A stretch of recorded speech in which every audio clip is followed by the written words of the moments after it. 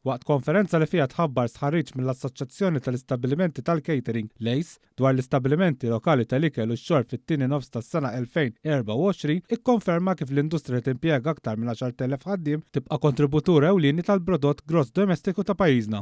Ir-Research and Economic Outlook ukoll jindika kif ir-rikkezza tal-wirt kulinarju Malti għaddu dominanti, hekk kif il-maġġoranza l-istabbilimenti tal-ikel huma dedikati għal platti mediterrani u ikel lokali tradizzjonali. Xi ħaġa kif deskritt mill-Lejs bħala li jkompli jsaħħaħ il-kultura gastronomika awtentika tal-Gżejjer Maltin.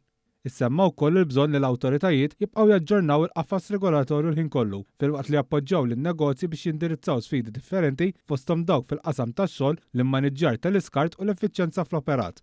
Michelle Muscat, President tal-Lejs, qalet li l-istħarriġ sar fost diversi operaturi fejn għalkemm qed tkun innotat li l-persentaġġ ta' nfiq naqas bi ftit fl-aħħar 6 xhur tas-sena l-ora, irrimarkat li l-aspetti li setgħu waslu għal dan jistgħu jkunu ħafna. Li aħna qed nikkomparaw l-aħħar 6 xhur tas-sena mal-ewwel 6 xhur tas-sena. Jiġifieri meta aħna nerġgħu nagħmlu studji oħrajn fis-6 xhur li ġejjin nkunu nistgħu nikkomparaw l-ewwel 6 xhur mat-tieni 6 xhur. Tgħidli għaliex differenza tagħmel differenza kbira. Għax inti ovvjament għandek il-peak season tat-turiżmu li huwa fis-sajf, għandek il-miliet l-ewwel tas-sena, għandek il-Valentines, il-Mother's Day li daw ikunu ċertu festi li jkun hemm peak fil-business. Allora għanti tikkompara like with like.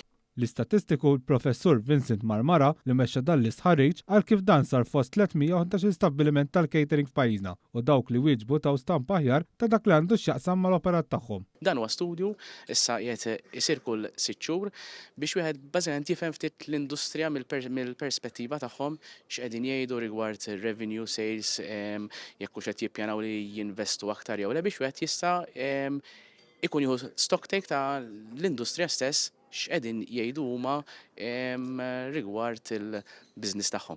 Preżenti kien hemm id-Deputat Prim Ministru l-Ministru għall-Affarijiet Barranin u t-Turiżmu Ian Borg fejn tkellem dwar il-fatt li meta bħala pajjiż niġġu biex jittieħdu ċerti deċiżjonijiet importanti li nagħtaw widen għall-assoċjazzjonijiet bħal Lejs li tirrappreżenta aktar minn 2000 stabbiliment. Hemm diversi sfidi bħal kemm jiflaħ iżjed stabbilimenti s-suq, l-sfidi tal-ħaddiema, it-taħriġ tal-ħaddiema barranin, l-skills pass, kelmuni dwar il-pis tat-taxxa u l-VAT u anke l-iskema BCRS fost affarijiet oħrajn u ma temi uħut minnhom li nistgħu naħdmu fuqhom, uħut minnhom huma iżjed diffiċli, iżda l-Gvern kommess li mhux biss jisma' imma jaħdem jitfit ma' ACE u man negozji Maltin u Awċin.